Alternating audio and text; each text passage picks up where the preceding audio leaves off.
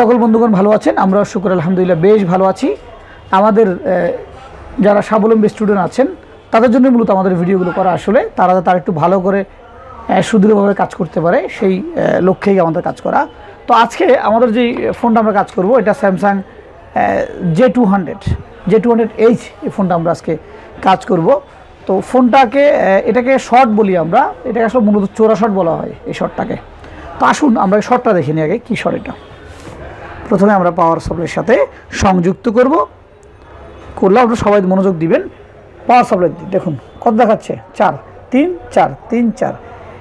তো এই 3 4 এই শর্টটা খুব গুরুত্বপূর্ণ শর্ট। এই শর্টটা অনেকেই খুঁজে পায় না, অনেকে খুঁজতে গিয়ে কেউ পাওয়ার এসে তুলে ফেলতেছে, কেউ চার্জিং এসে তুলে ফেলতেছে, কেউ লাইট এসে তুলে ফেলতেছে, এই ধরনের ঘটনা ঘটে থাকে।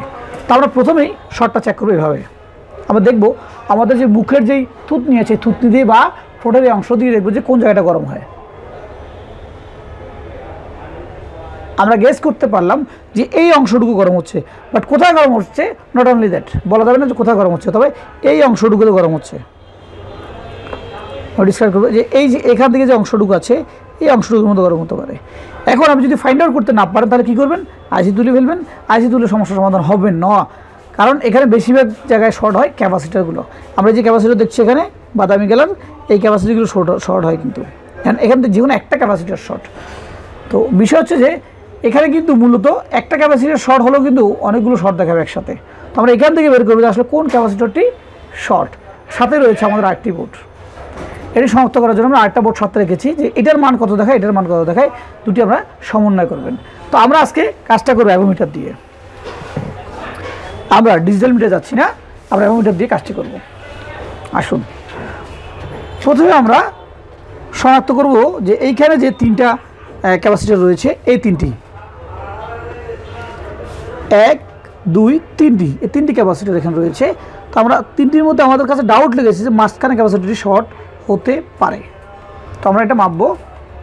কীভাবে মাপবো? আমরা পজিটিভটাকে এখানে ধরলাম, নেগেটিভটাকে আমরা মাঝখানের এই পয়েন্টে দিয়ে দিলাম। সবাই একটু মিটারের দিকে তাকাবেন। সেন্স কী দেখাচ্ছে? একদম ফুল। ওকে, আবার চলে আসুন বোর্ডে। আমরা আবার পিছনে মাপটা দেখাচ্ছি। আমাদের মিটারটা একটু দূরে, সেই জন্য দেখুন কী দেখাচ্ছে। মিটার দিকে দেখবো সবাই আমরা, এদিকটাও ফুল সেন্স দেখাচ্ছে, দুই প্রান্তেই কিন্তু ফুল। তাহলে এমত অবস্থায় আমরা যে একটা বোর্ড যেটা সেই বোর্ডটি দিয়ে মাপবো। প্রথমে আমরা অপর প্রান্তে মাপলাম, মিটার দিকে আমরা দেখব ফুল সেন্স। ওকে, আমরা বোর্ডের দিকে আবার আসবো, আবার এখানে মাপবো। মিটার দিকে দেখুন এটার সেন্স দেখাচ্ছে, আমরা যদি ওখান থেকে ধরি তাহলে অ্যারাউন্ড 5 পর্যন্ত। হ্যাঁ, 5-এর কাটায় আমাদের সেন্স দাঁড়ায়, তাহলে কম আছে সেন্স। আমি যদি সহজ করে বলি তাহলে সেন্স কম আছে। ওকে, যারা অনেকেই অ্যাভোমিটারের মাপ কম বুঝেন তাদেরকে রিডিংটা বললে হয়তো কম বুঝবেন। তো কম দেখা যাচ্ছে সেন্স, তার মানে বোঝা গেল কি আমাদের এই বোর্ডের যেই ক্যাপাসিটরটি মাঝখানে রয়েছে সেটিতে ওভার সেন্স আছে বা শর্ট আছে। তো চলুন দেখা যাক এটা আমরা রিমুভ করি।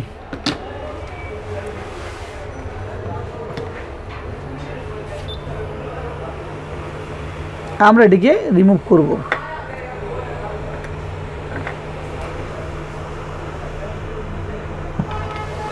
মনে রাখবেন টানাটানি করে তুলবেন না, সুন্দর করে রিমুভ করে রাখবেন। যদি কোনো কারণে নাও হয় তাহলে একটা আপনাকে আবার লাগাতে হবে। আমরা অনেকে এগুলোকে ভেঙে ফেলে দিই, এটা করবেন না।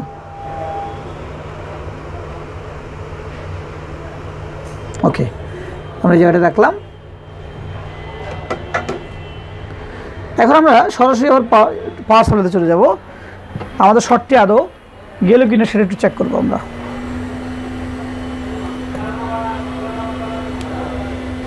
পাওয়ার সাপ্লাই লাগাইলাম, দেখুন পাওয়ার সাপ্লাইতে শর্টটি কিন্তু নেই, চলে গেছে। এবার আমরা পাওয়ার সুইচটা ক্লিক করব। 13 19 23 24 22 স্যার রান হয়ে গেছে। এটি খুব পাওয়ারফুল একটি ভিডিও। এই ভিডিওটা আমরা করার সময় অনেকেই আমাদেরকে বলছে ভিডিওটা না করার জন্য, কারণ এখানে সো ক্রিটিক্যাল একটি বিষয় আছে, এই প্রবলেমটা অ্যাভেলেবেল আসে। এই ভিডিওটি দেখতে অনেকে হয়তো শিখে ফেলবে বা উপকৃত হবে, এই ধরনের একটা মেসেজ আমাদের কাছে আসছে। আমরা এটাকে ইগনোর করেছি। এই জন্য ইগনোর করেছি কারণ আমি যে কাজটা আজকে করছি সেটা কারো না কারো কাছ থেকে শিখেছি। সো আমাদের দায়িত্ব নিজের যে বিদ্যাটুকু আছে সেটা অন্যের মাধ্যমে বিলি করে দেওয়া। তো সবাই ভালো থাকবেন, ভিডিওটা মনোযোগ দিয়ে দেখবেন। আশা করি এই কাজগুলো আপনি যদি এভাবে মনোযোগ দিয়ে করেন করতে পারবেন। তবে অবশ্যই অবশ্যই যে কাজটা আপনি করেন সেই কাজটা নিয়ে স্টাডি করবেন, যথেষ্ট শ্রম দিবেন। এখন রাত্রে অ্যাটলিস্ট 12টা বাজে, আমরা রাত 12টায় বসে স্টাডি করতেছি কেন? আগামী দিনের চিন্তায়। সবাই ভালো থাকবেন। আসসালামু আলাইকুম।